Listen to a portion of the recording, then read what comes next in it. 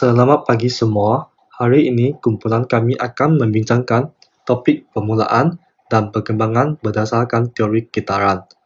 Sebelum kita masuk ke topik teori kitaran, biarkan saya memperkenalkan Ibnu Khaldun dahulu.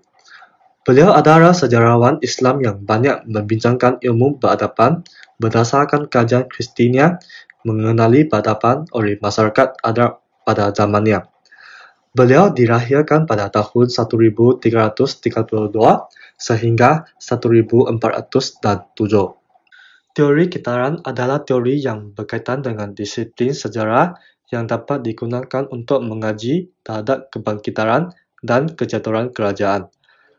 Sebagai contoh, beliau telah mengadakan kajian terhadap kebangkitan dan kejatuhan beberapa kerajaan seperti Rom, Turki, Konstantinopel, seluruh Europe, dan beberapa kota di Baghdad. Teori kitaran diperkenalkan oleh Ibnu Khaldun, Abu Zaid Abdullah Rahman Ibnu Muhammad Ibnu Khaldun. Setiap tamadun akan melalui satu tahap pencapaian, yaitu melalui teori kitaran. Agama merupakan pemancing kepada kemajuan dan perkembangan tamadun. Contohnya, Islam adalah sumber inspirasi untuk membentuk tamadun Islam kerana dalam konsep Islam, tamadun dan agama mempunyai hubungan yang amat rapat. Selain itu adalah perkembangan kesenian. Dalam perkembangan kesenian, tamadun Islam dan tamadun Melayu ialah pembinaan bangunan yang mempunyai pengaruh seni bina Islam. Akhir sekali, dalam perkembangan kebudayaan, tamadun Cina dengan tamadun Melayu memperkenalkan makanan masyarakat China. Untuk memulakan, saya ingin menyertah bahawa teori kitaran ini boleh dibahagikan ke 4 fasa atau tahap. Tahap pertama iaitu awal dan kelahiran. Tahap kedua iaitu tahap kehidupan menetap atau bertamadun. Tahap ketiga iaitu tahap kemuncangan dan kegemilangan. Dan tahap keempat iaitu tahap lemah dan kejatuhan tamadun. Dalam tahap pertama, iaitu tahap awal dan kelahiran, dinamakan sedemikian kerana tahap ini ialah tahap yang menyertakan kemunculan dan kemulahan tamadun daripada kelompok primitif atau nomad yang mempunyai semangat kekitaan dan kesukaan yang kuat. Dalam tahap ini, perintah-perintah terdahulu dijatuhkan dan digantikan oleh pemerintahan yang baru. Dalam tahap kedua, tahap yang dinamakan tahap kehidupan menetap atau bertamadun, kehidupan akan menetap dan bermula berganti.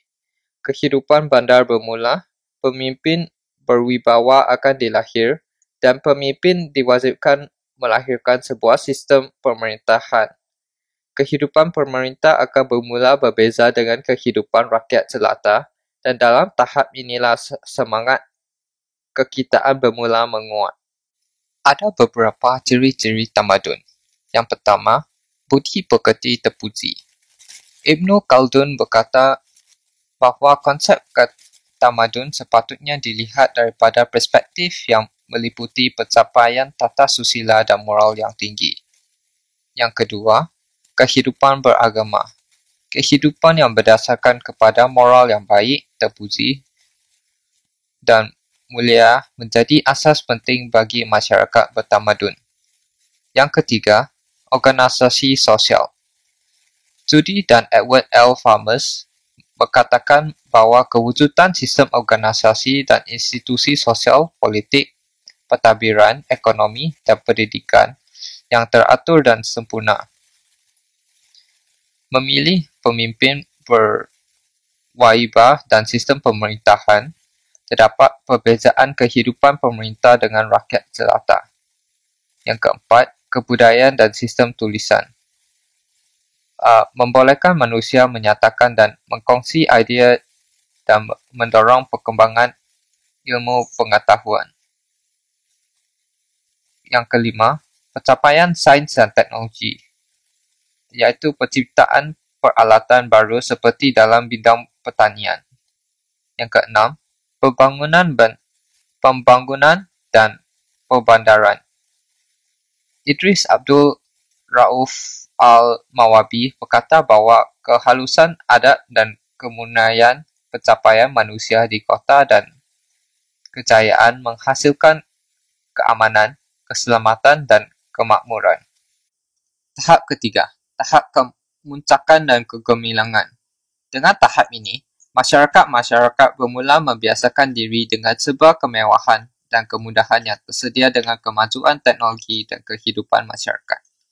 Sistem pemerintahan dan pentadbiran akan bermula berbentuk dan dengan pembentukannya, memuncul undang-undang, pandangan semester, perkembangan kesenian, perkembangan kebudayaan, perkembangan pendidikan, ekonomi akan berkembang dan menguat, sistem ketahanan dan pertahanan negara akan menjadi semakin kuat. Tetapi semua akan meruntuh sesuatu hari dan hari itu akan memula tahap keempat, tahap lemah dan kejatuhan tamadun. Tahap ini bermula dari pemerintah-pemerintah yang mula leka disebabkan kemewahan-kemewahan dan kesenangan hidup masyarakat. Rasuah akan berleluasa dan ada rakyat yang akan dilintas dan jatuh miskin. Politik dan ekonomi akan berpecah menyebabkan semangat kitaan luntur dan hilang sempurnanya. Kaum-kaum lain yang mempunyai sifat asabiyah yang lebih kuat akan nubuhkan tamadun baru selepas kejatuhan tamadun lama, dan itulah akan melalui tahap pertama selagi.